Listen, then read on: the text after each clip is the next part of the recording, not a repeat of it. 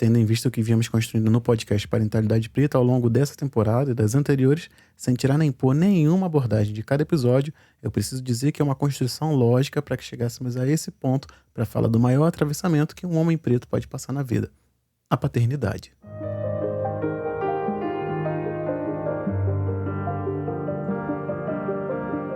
Continuando o raciocínio que a gente está desenvolvendo aqui, a gente não pode pensar em paternidades pretas sem nos atentarmos às masculinidades.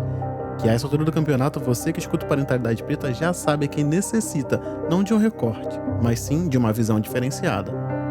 Muito poderia ser dito aqui para a construção identitária de uma paternidade atravessada e pouco valorizada, mas para esse programa especialmente, a gente vai se atentar e destacar a sua potência e sua singularidade, sem deixar contudo de salientar que para um homem preto, muitas das vezes, sem referência, paternar deve sim ser um ato de resistência. Nesse episódio eu quero destacar a potência da paternidade preta unicamente a partir das coisas boas, algo que precisa ser feito em todas as ações, uma vez que é necessário se destacar a potência do nosso povo pelo que ele representa. E para isso eu vou retornar a um local que eu gosto muito nas construções aqui do Parentalidade Preta, o local que criou a potência negra da antiguidade, o território detentor de toda a magia antiga, a terra das histórias e dos conceitos mais incríveis da história da humanidade. Criadora e desenvolvedora da filosofia tal qual ela foi difundida, lar das criaturas fantásticas e dos mais iluminados deuses da antiguidade. A gente vai juntos, pela última vez nessa temporada, para Kemet, que na construção ocidental foi te apresentado como o Egito Antigo.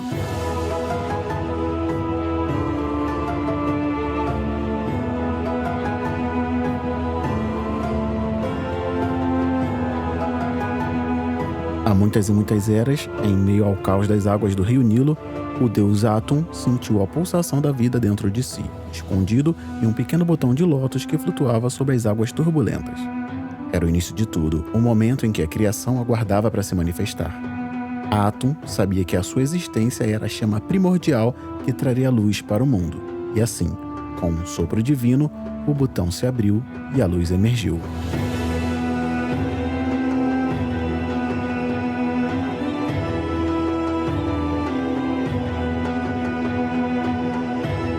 No exato momento em que a transformação aconteceu, Atum se transformou em Ra, o deus solar, cuja presença iluminou os céus e a terra. Seus raios dourados varreram as sombras do caos, trazendo clareza e revelando a majestade de sua divindade. A criação dançou ao redor dele como num espetáculo cósmico de cores e formas, testemunhando o nascimento de uma nova era. Por trás da sua imponente divindade, Ra também era o protetor e o provedor da vida. Como um sol que aquece a terra, ele cuidava de todos os seres vivos, espalhando seu calor por todo o Kemet e garantindo a fertilidade da terra. A sua luz banhava os campos, inspirando as sementes a germinarem, trazendo vida à agricultura e garantindo o sustento do povo.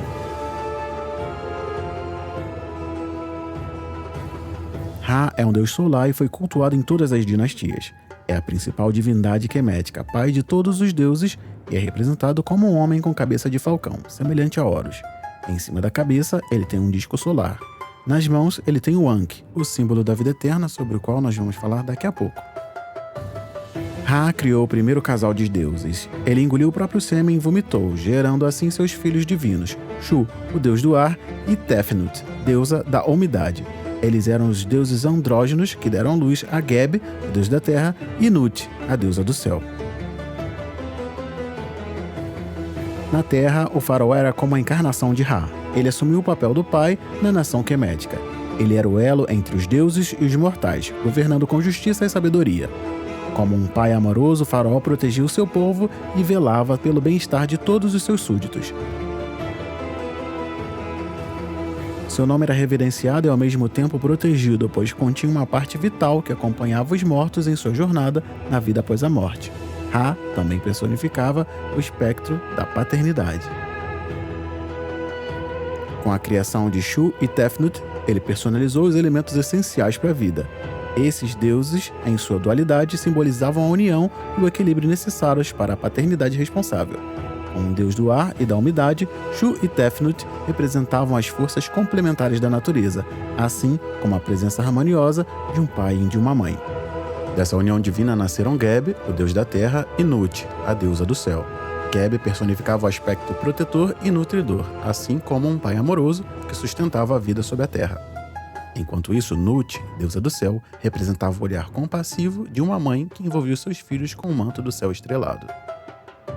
Juntos, eles formaram um casal divino que representava a força e a beleza da paternidade e da maternidade divinas. E no meio dessa linhagem celestial destaca-se a figura de Osíris, o rei dos deuses, que governava ao lado da sua esposa e irmã, Ísis. Ísis e Osíris personificavam a essência da parentalidade, pois eram o primeiro casal soberano sobre a terra. Eles eram pais amorosos e protetores de seu reino e de seus súditos. As suas sabedorias e lideranças inspiravam respeito e admiração em todos que os cercavam. Além das suas atribuições reais, Osíris também era o deus da fertilidade e da agricultura.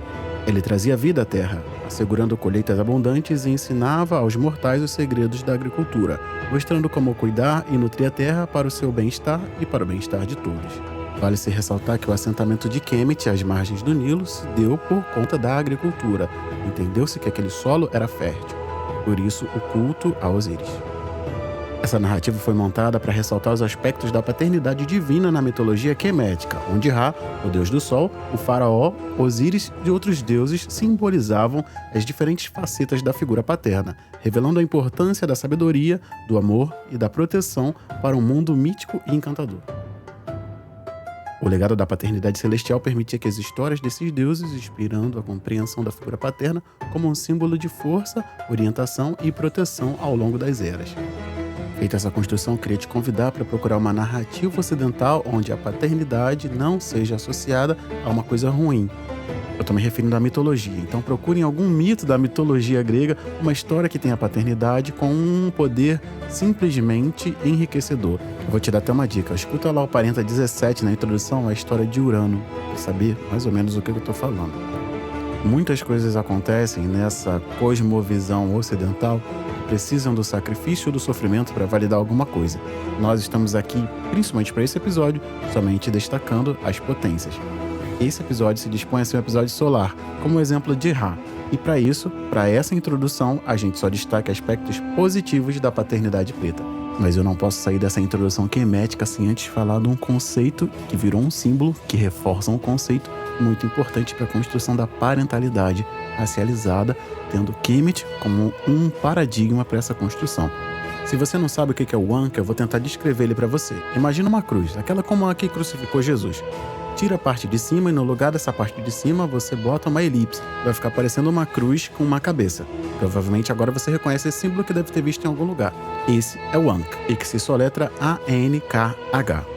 E para falar um pouco dele, eu trouxe algumas palavras do Baba Eru, Baba Eru em inglês.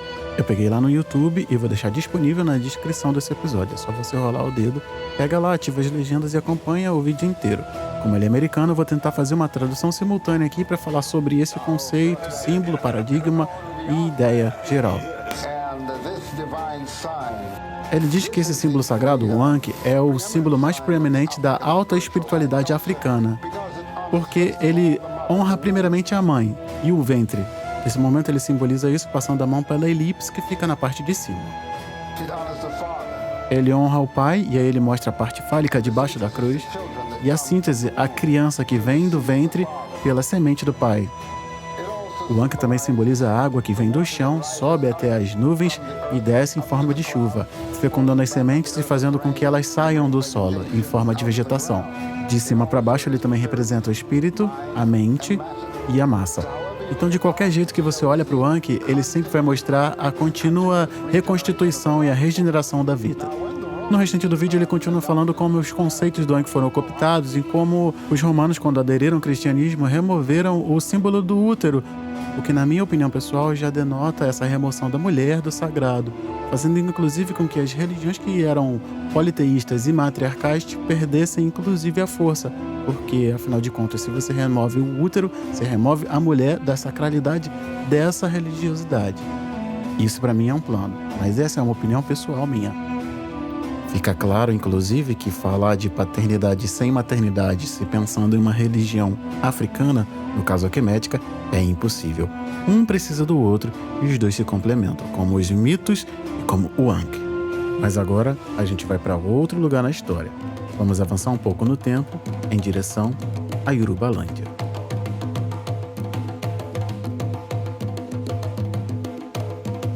Segundo a Wikipédia, abre aspas, Olodumare entregou a Oxalá o saco da criação para que ele criasse o mundo. Essa missão, porém, não lhe dava o direito de deixar de cumprir algumas obrigações para outros orixás e para Exu, aos quais deveria fazer alguns sacrifícios e oferendas. Oxalá pôs-se a caminho apoiado em um grande cajado, o Pachorô. No momento em que deveria ultrapassar a porta do Orum, o mundo espiritual encontrou-se com Exu, que, descontente porque Oxalá se negara a fazer as suas oferendas, resolveu vingar-se e provocou-lhe uma sede imensa. Oxalá não teve outro recurso senão de furar a casca de um tronco de dendezeiro para saciar sua sede. Era o vinho de palma, também conhecido como Emu ou Oguro, o qual Oxalá bebeu intensamente.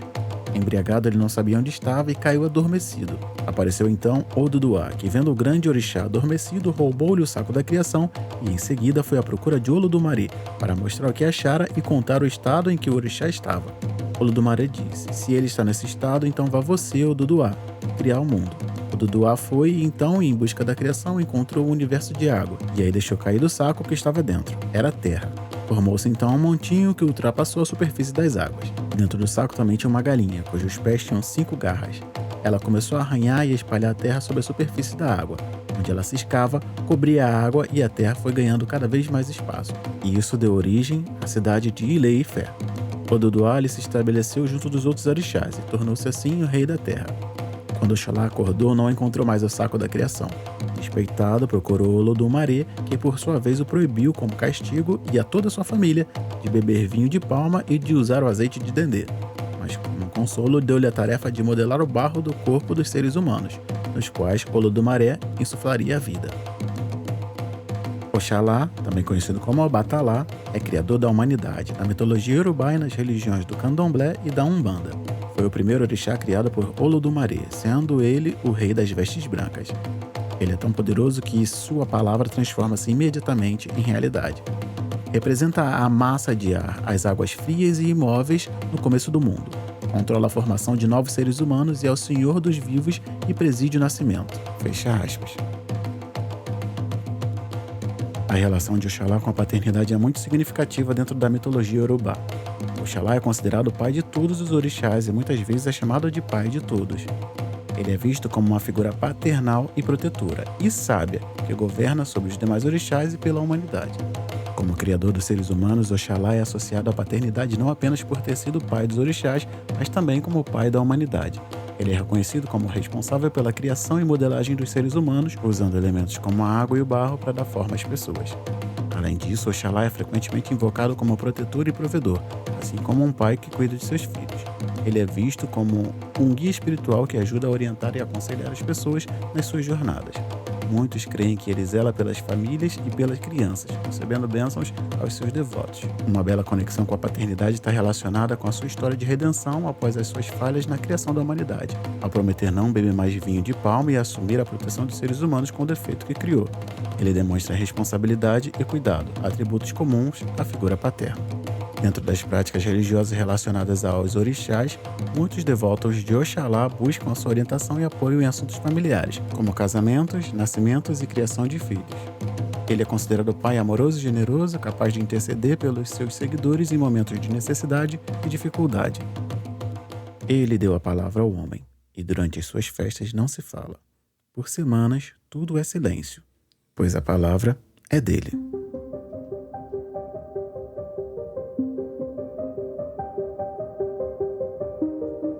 Como eu disse, eu quero que esse episódio seja um episódio solar, que só fale em coisas que a gente deva destacar de boas da paternidade. É óbvio que ao exemplo de Oxalá, a gente não pode deixar de esquecer a responsabilidade. Esse é o tema principal que a gente precisa desenvolver. Afinal de contas, a gente está trazendo uma pessoa para a vida. Entender a paternidade preta é entender que ela precisa de um olhar diferenciado, porque nós sofremos atravessamentos aqui desse lado do Atlântico que não eram para termos sofrido.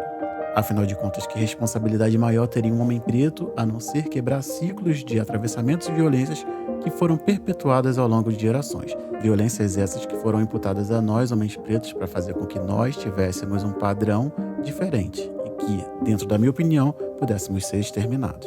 O que eu quero dizer com isso é que existe um plano de apagamento da família preta que começa pelo homem preto. Esse que é quem poderia fazer com que a família fosse mais longe. Inclusive desde pequeno, desde criança.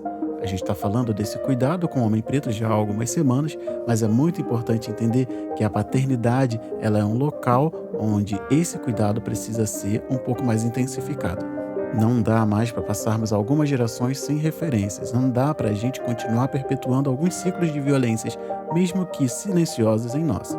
Quantos amigos pretos você conhece que têm contato com seu pai? É desse tipo de violência que eu estou falando. Já que nós estamos aqui exercendo, perpetuando e mantendo nossas paternidades, é responsabilidade nossa fazer com que isso vá para a próxima geração como uma coisa positiva. Precisamos quebrar ciclos. Isso depende de nós. E é óbvio que a gente precisa racializar essa paternidade. Então estamos aqui falando de paternidade preta. Eu poderia ainda falar muito sobre esse tema, mas agora a gente vai ouvir as palavras do nosso convidado sobre a paternidade. Paternidade, para mim, hoje significa responsabilidade. Você está cuidando do seu filho, que é a sua continuação. Então, é um aprendizado, né? Não existe um manual para ser pai. Você vai aprendendo, porque você aprende muito com a criança.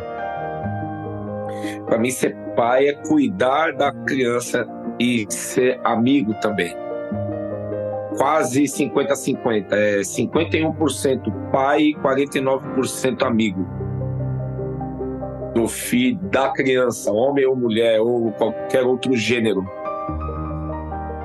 Hoje eu tenho uma visão totalmente diferente de paternidade. Eu criaria meus filhos de uma outra maneira hoje, mas eu fiz o que eu pude. Ter responsabilidade. Você tem que falar, não, peraí, é a minha criança, é a minha continuação. Eu preciso estar presente. Eu preciso cuidar. É igual você ter uma planta, você tem que cuidar dela. É uma responsabilidade e um dever, né? Eu penso que quando você tem a noção que o seu filho é você também, é um pedaço de você, é uma continuidade sua, né? Tem uma porcentagem sua ali. Então você não pode deixar a sua continuação à deriva, entendeu? Infelizmente, muitos homens não têm esse olhar. Dada essa construção da paternidade e dada essa construção da responsabilidade, fica uma pergunta. Afinal de contas, quem é que ganha com a ausência paterna? E eu vou tentar responder isso com um texto meu. E ele diz o seguinte, que você já questionou a licença paternidade de 5 ou 20 dias, a gente já sabe. Que você viu pessoas criticando a divisão igualitária de cargas no puerpério, a gente também já sabe. Talvez essa discussão pudesse parar por aí, mas eu tenho pensado muito em uns pontos que me incomodam desde sempre. Como é que essa discussão vai chegar até o humano que é motorista de aplicativo ou que entrega de bike ou que nem trabalho tem e precisa sair todos os dias para pôr cara no sol e conseguir trazer comida para casa? Ou esses caras não são ausentes? Como é que a gente vai discutir com um sistema capitalista neoliberal que cria uma série de mão de obra barata a partir da má distribuição de renda e faz com que homens pretos tenham que trabalhar muito mais para conseguir a remuneração mais próxima possível de uma pessoa branca com o mesmo nível de instrução? Ou eles também não são ausentes?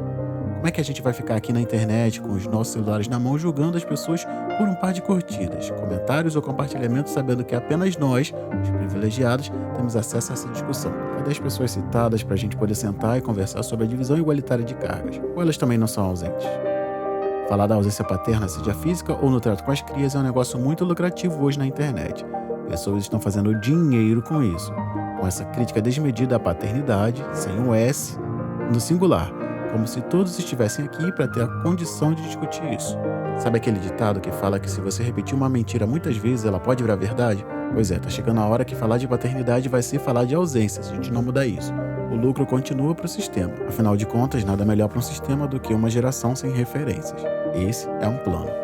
E esse sistema, para sua própria manutenção, precisa que o homem esteja fora de casa para normalizar a ausência para a próxima geração, que ela entenda que esse é o fluxo. Uma coisa é você julgar quem tem opções de ser presente e opta pelo contrário, mas esses não são a maioria. Enquanto isso, as pessoas estão falando dos outros caras, o irmão da bike, o do aplicativo, o da moto, o do presídio, o do necrotério, o da baixa escolaridade e aquele que morreu por uma doença tratável. Afinal de contas, eles não estão aqui para a gente poder falar sobre a ausência paterna e principalmente sobre a presença, esse feitiço tão grande que nossos ancestrais nos legaram. Eu precisei remontar algumas coisas ruins no final dessa introdução para lembrar que esse episódio é solar e a gente quer falar de coisas boas sobre a paternidade. Até como aquela máxima que diz que quanto maior a luz, maior a sombra. A gente não poderia esquecer alguns aspectos que não são tão positivos, mas a gente precisa falar deles, principalmente para que a gente entenda os positivos. Esse episódio é para você que está pensando na paternidade com responsabilidade, porque é a sua continuidade que está chegando ao mundo. Então, honre seus ancestrais, porque eles fizeram isso para você. E hoje, você vai fazer isso por eles. Tem alguém te esperando em casa. Então hoje eu quero que você quebre esse plano. Quando você estiver andando pela rua, não responda de primeira, respire, pegue o seu caminho de casa e volte.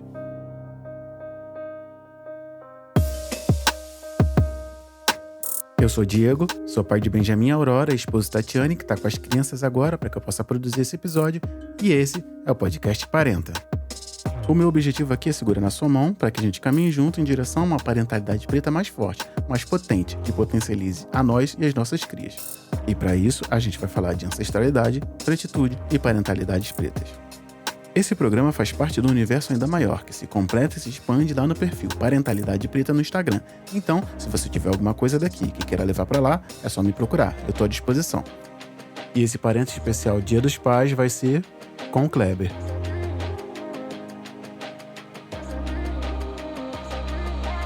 Eu sou Diego, sou homem preto de pele não retinta, tenho pouco cabelo, tô com uma camisa branca, um fone preto na minha cabeça, 2 instrumentos atrás de mim, tô num quarto de camisa branca e bagunçado. Eu sou o Kleber Simões, homem preto com vitiligo, tô aqui usando fone de ouvido, tô na minha casa usando uma camisa azul clara esverdeada. Massa. E quem é o Kleber que veio falar com a gente aqui? O Kleber é um ser humano, um homem em ação e em evolução. Ele está agindo e está evoluindo. Maravilha. Bom, com essa apresentação a gente vai para o intervalo rapidinho e já volta.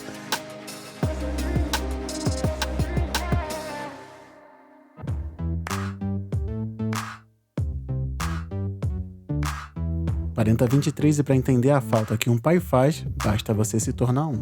Aí o bicho pega. Bom, primeiramente eu queria dar as boas-vindas a você que veio com o KLJ para escutar aqui o podcast Parenta. Seja muito bem-vindo, espero que você fique por aqui, que acompanhe os outros programas. A grade está repleta de programas, com certeza um deles vai te agradar. E eu aconselho, ouça todos. E para você que já escuta o Parentalidade Preta, sabe que nessa parte do episódio eu vim falar sobre a campanha de financiamento coletivo que eu mantenho lá no Apoia-se. O link eu já vou deixar aqui, é o apoia.se/parenta, porque você, depois que eu ouvir algumas coisas aqui, com certeza vai querer colaborar com a nossa campanha. Antes de mais nada, eu preciso também dizer que quem chegou desde a última gravação para cá foi o Carlos Nogueira e agora ele faz parte desse nosso seleto grupo de pessoas que fazem com que o Parentalidade Preta gire cada vez mais alto. E por falar em cada vez mais alto, é com muito orgulho que eu tenho que dizer aqui para todo mundo que está ouvindo o Parentalidade Preta, o podcast Parenta, que essa comunidade engajada que apoia o Parentalidade Preta está fazendo com que a gente consiga colocar um velho sonho no ar. Nós estamos mantendo um grupo reflexivo sobre masculinidades pretas, onde se conversa sobre masculinidade pensando numa paternidade. A gente quer entregar mais ferramentas para que homens possam pensar a sua masculinidade e fazer com que a gente tenha pais melhores para o futuro. Com certeza, isso não poderia ser feito se não fosse o apoio dessa comunidade. Vale ressaltar que esse encontro é gratuito, ele é online, ele é para aquela pessoa que não pode pagar, ou não tem condições, ou não quer, e também não quer sair de casa, ou não pode, ou não tem condições. A comunidade engajada do Parentalidade Preta está garantindo que a gente consiga fazer com que esse cuidado com a saúde mental chegue a mais pessoas. Estamos aí com um grupo bem bacana e diverso. Nós estamos entregando essa possibilidade de levar a saúde mental a homens que conversem entre si e entre seus pares sobre os assuntos que os atravessam, a partir desse financiamento coletivo que foi cadastrado lá no Apoia-se. Aí você deve estar se perguntando, beleza, esse pessoal ajuda a fazer as coisas e o que tem em troca? Bom, eu produzo conteúdo exclusivo para esse pessoal, dentre eles muitos projetos bacanas que estão rodando já para essa galera. Os apoiadores do Parentalidade Preta, além de concorrer a sorteios de brindes, recebem semanalmente conteúdos exclusivos, cujo intuito é entregar ferramentas para que a gente possa investir numa criação racializada. E eu vou falar rapidamente aqui sobre o projeto Afrocentricidade em 12 Passos, que é um projeto de 1 ano com conteúdos semanais que podem ser aplicados tanto em casa como na sala de aula. Isso chega sem custo para quem apoia o Parentalidade Preta. Tem uma curadoria de tudo que vai ser dito. Por exemplo, num mês determinado, a gente sempre fala sobre uma grande civilização africana, um grupo étnico que veio para o Brasil, 2 pensadores sobre afrocentricidade ou negritude, sejam eles estrangeiros e brasileiros, cada um de um lugar, sempre um brasileiro. E a gente propõe atividades práticas para serem realizadas tanto em casa como em sala de aula. Tem um manual ali, um passo a passo, com todo o arcabouço teórico e atividades práticas para serem realizadas com as crianças. Isso é para a gente conseguir entregar ferramentas que complementem o ensino afrocentrado e racializado para crianças. Afinal de contas, é muito importante que a gente tenha referências na criação. Além disso, os colaboradores do Parentalidade Preta também recebem podcasts exclusivos com mais conteúdos, além do que vai ao ar aqui no Spotify, que é onde você está ouvindo agora. Esse pessoal também acessa conteúdos expandidos e mais informações sobre o que é colocado no podcast, principalmente lá na introdução. Tem um apanhado geral com mais informações teóricas e mais frutos de pesquisa que eu trago lá com uma curadoria muito bacana e um post exclusivo, que já vem com conteúdo expandido e material exclusivo para esse conteúdo. Então, se você quer apoiar um projeto que tem impacto social e que tenha transformado vidas de pessoas e de quebra ainda levar conhecimento para casa, considere apoiar o Parentalidade Preta. E aí você deve estar se fazendo mais uma pergunta. Afinal de contas, se já tem os encontros mensais, por que eu devo apoiar o Parentalidade Preta? Porque a meta da gente, ela é ambiciosa. Eu queria te convidar para dar um pulo lá no apoia.se/parenta e ver aonde a gente quer chegar. Tenho falado aqui que nós temos planos mirabolantes e eu acredito e queria que você também acreditasse nele. Eu não posso deixar de falar que o encontro mensal é só o começo dessa conversa. Nós estamos buscando encontros semanais para que todas as semanas essas pessoas possam cuidar da sua saúde mental. Então eu queria te convidar para colaborar com isso. Fechando as semanas do mês, o encontro sobre masculinidades pretas, a gente está satisfeito? Não, a resposta é não. Nós, enquanto comunidade, não vamos ficar satisfeitos enquanto a gente não conseguir garantir para as nossas irmãs, mães pretas, encontros semanais. A gente quer fechar o ciclo com homens, fazer com que toda semana a gente tenha encontros e depois, assim que a gente conseguir bater a meta semanal para os homens, começar gradativamente com mulheres. É claro, mães pretas. E é óbvio que a gente quer pagar profissionais gabaritados que consigam acolher essa subjetividade que é a parentalidade preta. Então não adianta a gente simplesmente achar alguém que acolha mães. Tem que ser uma profissional com uma clínica preta que saiba falar sobre maternidade, principalmente. A gente quer progredir enquanto comunidade para que a gente consiga fazer mais coisas pela própria comunidade. E eu não consigo fazer isso sozinho. E já não estou fazendo, porque tem muita gente boa que está colando junto do Parentalidade Preta.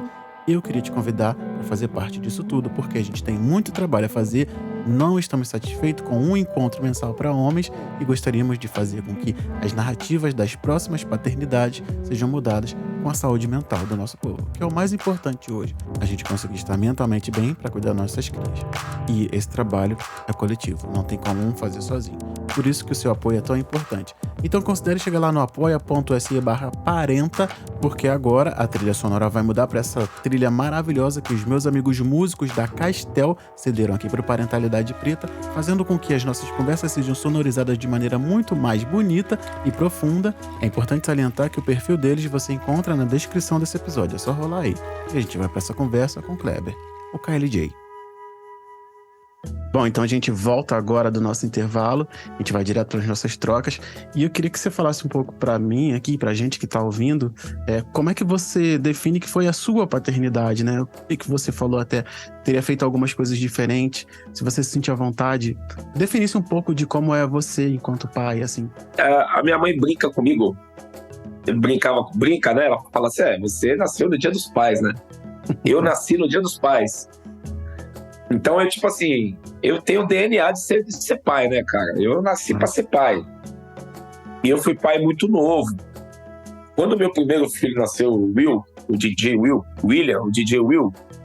eu pensei, esse moleque tem que ter, eu preciso dar fralda pra ele, alimentação.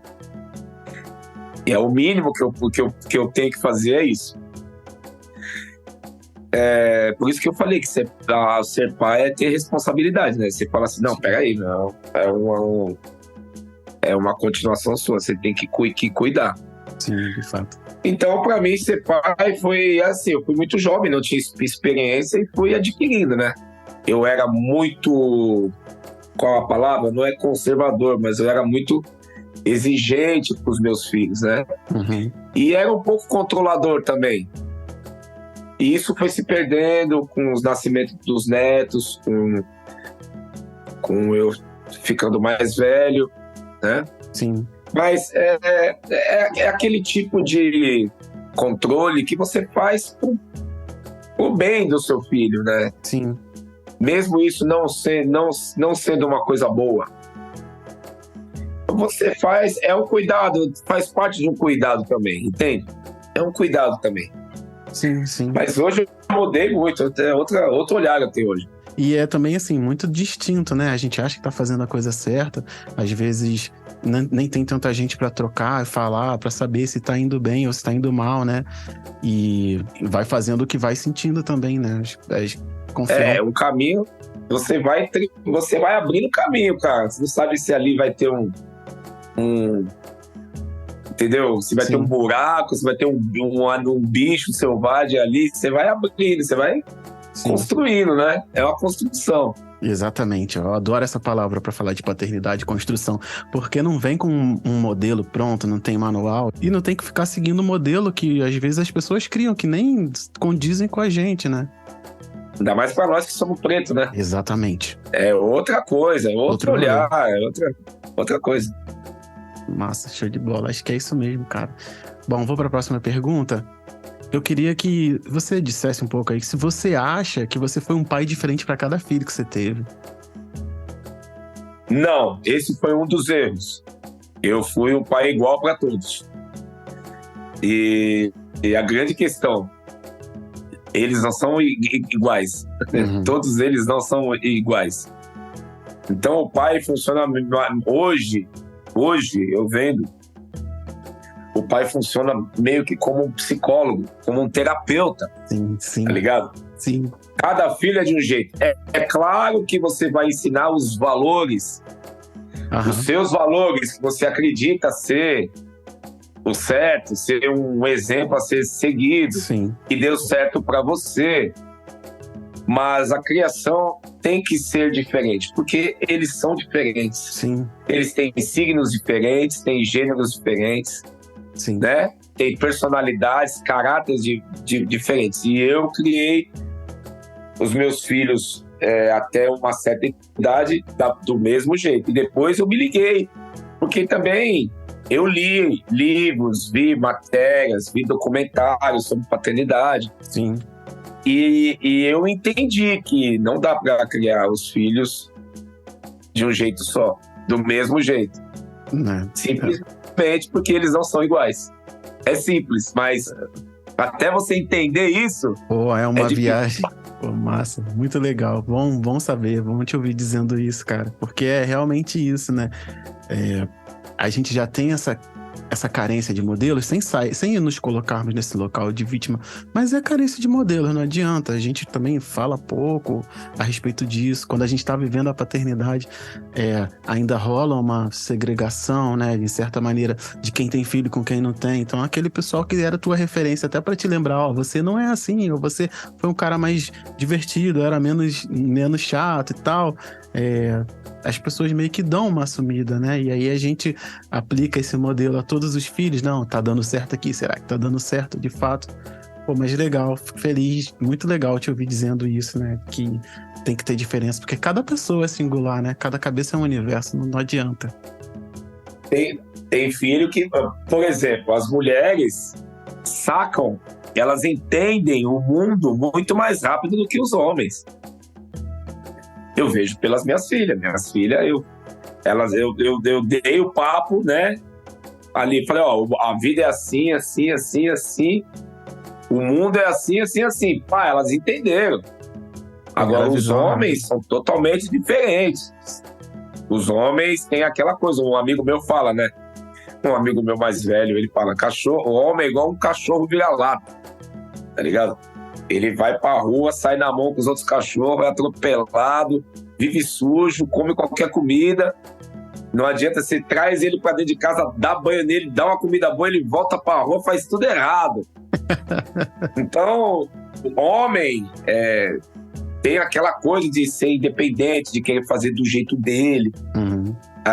não se conforma, né? Meu pai tá falando isso aí, não tem nada a ver. Entende? Como se não soubesse. As meninas entendem mais. As meninas vivem a vida mais fácil. Entendem o mundo mais fácil, são mais leves. Um exemplo, são vários outros exemplos, né? Por favor, compartilhe. Eu dei um exemplo de gênero, masculino e feminino, entende? Uhum. Mas tem muitos outros exemplos. Nossa. Tem filho que você impõe uma coisa, porque quando é criança, eles têm que ter a noção de que a casa não é deles, não é verdade? Que eles não trabalham, que quem foi buscar o dinheiro para o sustento deles foi você, não foi eles. Então, existem algumas regras. Tem filho que entende. Tem filho que você precisa ser mais firme para ele entender. Porque simplesmente é da personalidade. Sim, e isso você vai aprendendo com o tempo, cara. Não é fácil. Tem que ter manha, né? Não adianta. Bom, então eu vou para a próxima pergunta, né? Eu acho que essa pergunta, para mim, seria uma das mais importantes desse programa, principalmente porque traz a referência, né? Tanto a referência que você é, tanto com a referência para quem nos ouve, né? Então eu queria que você dissesse aí, o que você diria pro irmão que acabou de descobrir que vai ser pai agora e tá ouvindo a gente? Saiba, tenha certeza que o seu filho, filha, a criança que vai nascer é a sua continuidade. E você tem o dever de cuidar da sua continuidade. Se você quiser deixar um legado nesse planeta, você tem o dever de cuidar da sua continuidade. Porque sangue não é água. E água não é sangue. Entendeu? É o seu sangue que está ali em outro ser. Pode crer. Tem um pedaço, tem uma porcentagem sua ali. Você tem o dever de cuidar. Traz responsabilidade para muita coisa, né? Eu acho que situa também a pessoa em muitos lugares, né? É obrigação, não tem jeito. Exatamente. Não é obrigação, é dever. É mais forte do que obrigação. De verdade. É dever. Por isso que tem muita gente que não entende o peso disso, e até dá uma surtada, né? Não entende que isso é uma parada que tem muita responsabilidade e não consegue lidar com ela, né?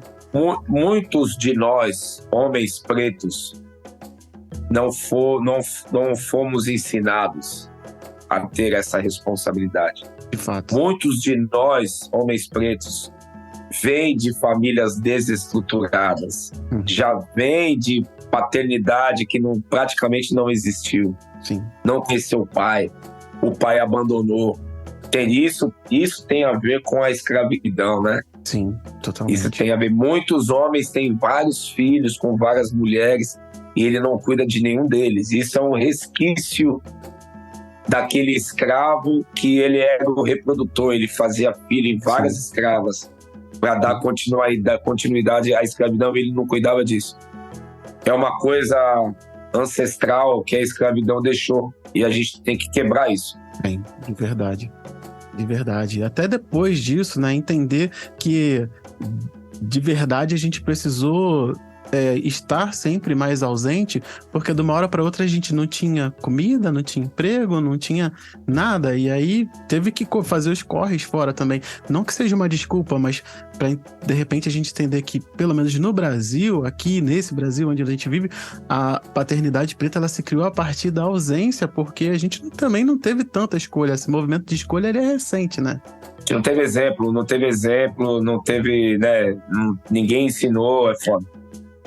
Pode crer. Bom, eu vou para a próxima. Então, eu queria saber se, na sua opinião, se o povo preto deveria falar... Como é que o povo preto deveria falar sobre paternidade e se a gente está fazendo isso direito ultimamente? Eu penso que essas entrevistas, esses podcasts, essa troca, ela é muito significativa. Eu penso que é uma maneira de nós aprendermos, ter essa troca, um conversar com o outro. Na conversa a gente ensina e aprende. Essa coisa que os como chama, cara? os contadores de griots. história, os griots faziam. Eu penso que a gente tem que ter essa troca. De verdade. Essa troca um com o outro, de conversar. Pô, meu filho tá acontecendo isso, pô, não sei como agir, o que você acha? Entendeu? Nós temos que ter essa troca, essa conversa, porque é na conversa que a gente aprende e ensina, tá ligado? Sim. Eu penso que essa é uma das maneiras que a gente vai melhorar a paternidade do nosso povo. Sim, de verdade. Conversando, trocando ideia. Sim, acredito muito nisso, muito, em várias instâncias, que eu acho que é isso, né? Já que a gente não teve referência, na maioria das vezes, que é sim a maior parte da população, que nós comecemos a ser referências um para os outros. Exatamente. E não só de coisas boas, né? É o que você falou, e pô, cara, tá foda com essa criança aqui, eu não sei o que fazer. Aí vem um outro irmão e fala, cara, mas eu já passei por isso e tal, você não precisa ficar tão mal, porque de repente isso passa, ou então é assim mesmo, vamos conversar para botar para fora, e aí fica mais fácil de levar, né? Porque pesado a gente sabe, fica mais fácil de pesar, de levar. Exatamente. Pode crer. Exatamente. Eu acho que o diálogo, de verdade, eu acho que o diálogo é a saída pra isso, de verdade. Você falou uma parada aí que dá sentido a tudo que eu tô tentando fazer com parentalidade preta. Show de bola, fico muito feliz. A gente tá tendo um diálogo sobre isso agora. Exatamente. Vários homens vão ouvir, várias mulheres vão ouvir também. Sim. Entendeu? Isso é bom. Um passa pro outro e fala, pô, é verdade o que ele falou, concordo. E não, isso aqui eu não concordo muito, mas fazer tem um ponto de vista diferente, fazer as pessoas pensar, tá ligado? As ideias fluírem. Refletir sobre. Pode crer, não, é isso mesmo. Acho que só isso já resolve grande parte dos nossos problemas. Bom, exatamente. Show de bola, vou pra próxima aqui. Eu queria saber qual você acredita que é o papel do pai na segurança dos filhos para a escolha do futuro, né? Para eles se firmarem enquanto pessoas adultas, dentro da sua visão. Olha, o pai, ele tem que dar uma estrutura pro filho, sim. E ensinar o filho a ser autônomo, independente também. A gente não pode ter aquela mentalidade que nós fomos ensinados, né? De que a gente tem que se virar sozinho, a gente tem que se esforçar para conseguir sozinho, porque os brancos de classe média, os brancos de classe alta, eles se ajudam. Eles já nascem com uma estrutura. Sim. E os pais pagam faculdade, pagam curso. Se conseguiu passar na faculdade, o pai dá carro para a filha, para o filho. Sim. Entendeu? Então, nós temos que mudar a nossa mentalidade. Nós temos que dar estrutura para os nossos filhos, sim. Isso é um dos pontos que vai fazer nós crescer, que vai fazer nós crescermos como povo. Sim. Se ajudar. Sim, de verdade. Entendeu? Claro, não é dar tudo de graça pro filho e ele se acomodar, não é isso. Dar estrutura pro filho, pra criança, para que ela cresça segura.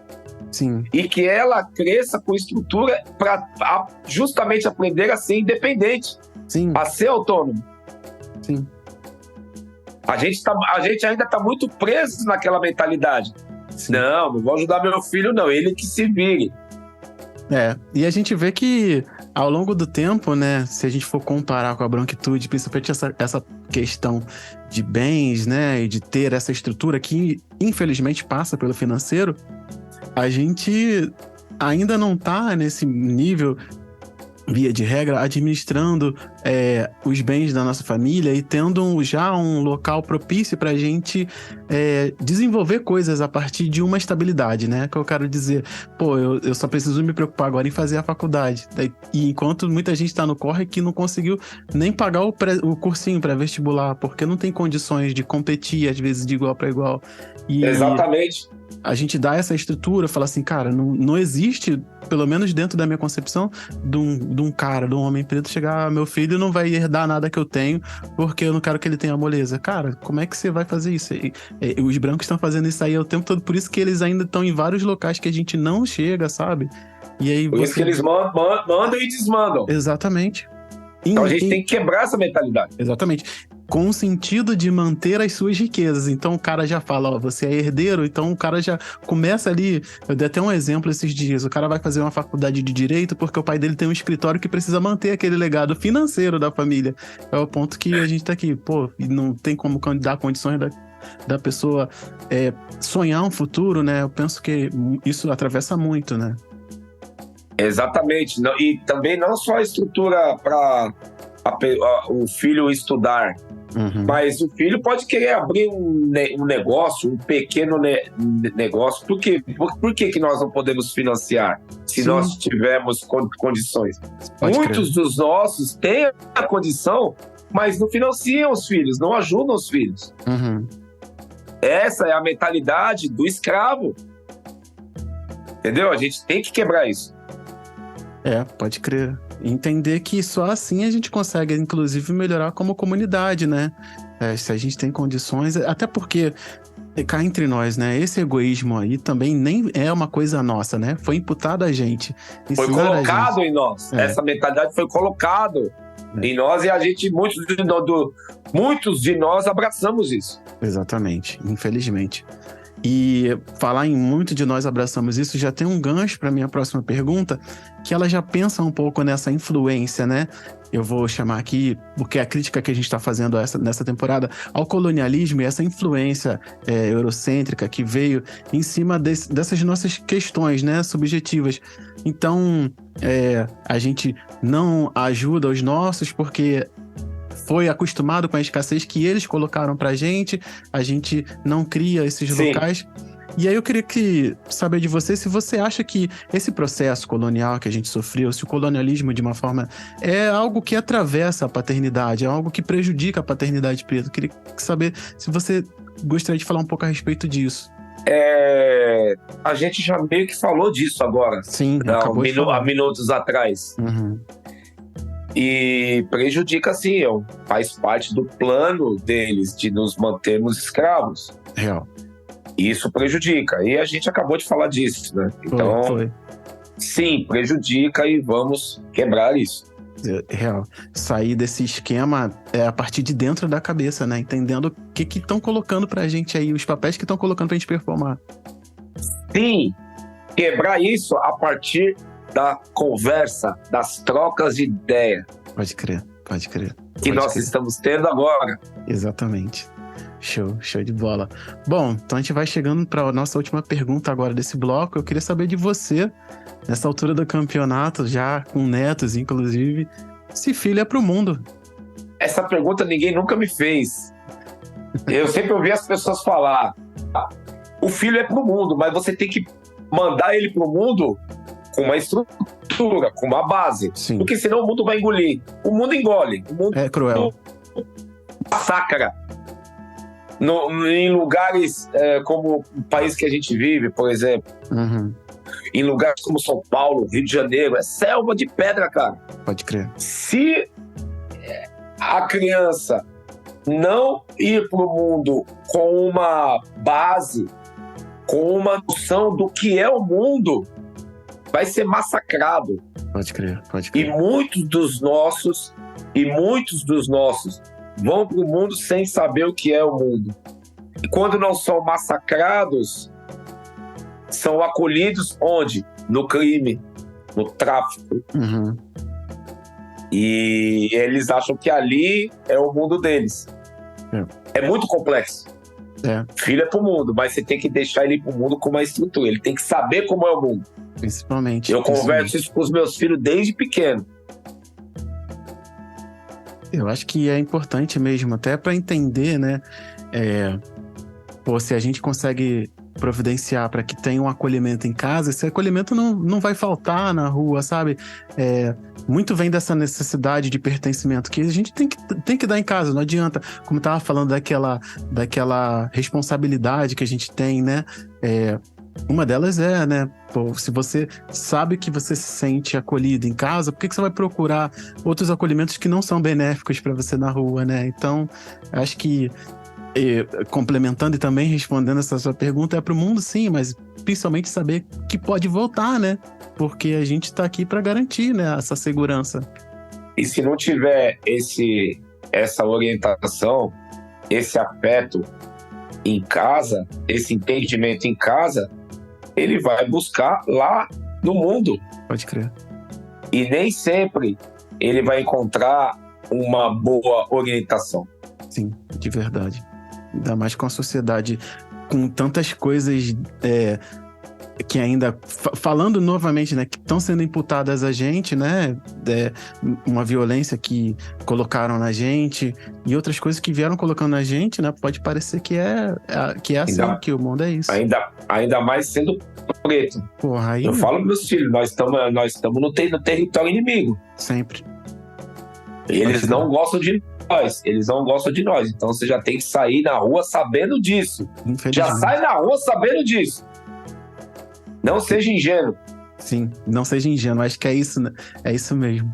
Não seja ingênuo. Acho que resume toda essa questão e resolve vários problemas. Né? Só um minutinho, rapidinho, que minha filha entrou aqui. Só um minutinho. Ei.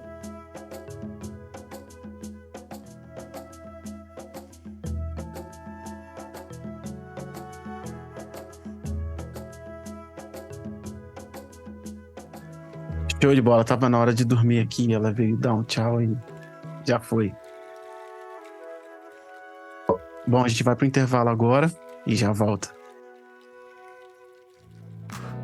Muito potente essa troca, eu tinha certeza que coisa boa ia sair dessa conversa e eu tava doido pra vir aqui compartilhar com você que houve Parentalidade Preta. Eu tava com uma expectativa muito grande pra essa gravação e com certeza ela superou todas as expectativas. Ficou muito bacana e eu gostei muito de produzir esse episódio. Passando aqui para dar alguns avisos administrativos do Parentalidade Preta, enquanto o universo fica de olho no que está acontecendo no Instagram. As vagas para os nossos encontros elas estão acabando muito rápido, isso é muito bacana, mas a gente não está conseguindo fazer com que a gente garanta a vaga para todo mundo. Então fica de olho porque as vagas estão sendo abertas e elas estão sendo preenchidas com muita velocidade até que a gente possa garantir outros grupos, como é a nossa ideia aqui. A gente vai precisar dessa agilidade de você que está escutando o Parentalidade Preta. Se você está ouvindo esse episódio próximo à estreia, já saiba que semana que vem vai ter inscrição para a Roda de Paternidades Pretas. Está sendo um evento muito bacana, muita gente bacana está chegando, muitas histórias bacanas e a gente está conversando muito. Está sendo muito legal produzir esse encontro junto da comunidade. Para não ter erro, então vou deixar aqui. Primeira sexta do mês, encontro de masculinidades pretas, a Roda de Masculinidades Pretas com o psicólogo. Última sexta de todo mês, Roda de Paternidades Pretas comigo, gerenciando enquanto educador parental que eu sou. E toda terça-feira, um episódio novo do podcast Parentalidade Preta. Seja ele o Parenta, o Resenha, o Cantinho do Café ou até o Mergulho, que tá para voltar aí a qualquer momento. Então vamos voltar lá pro finalzinho do episódio, ele não acabou, tem mais algumas coisas, a gente chega aqui. Muito obrigado por ter chegado até aqui, daqui a pouquinho a gente se despede, mas não perde a última parte do episódio. Tá chegando por aí. Valeu, vamos lá.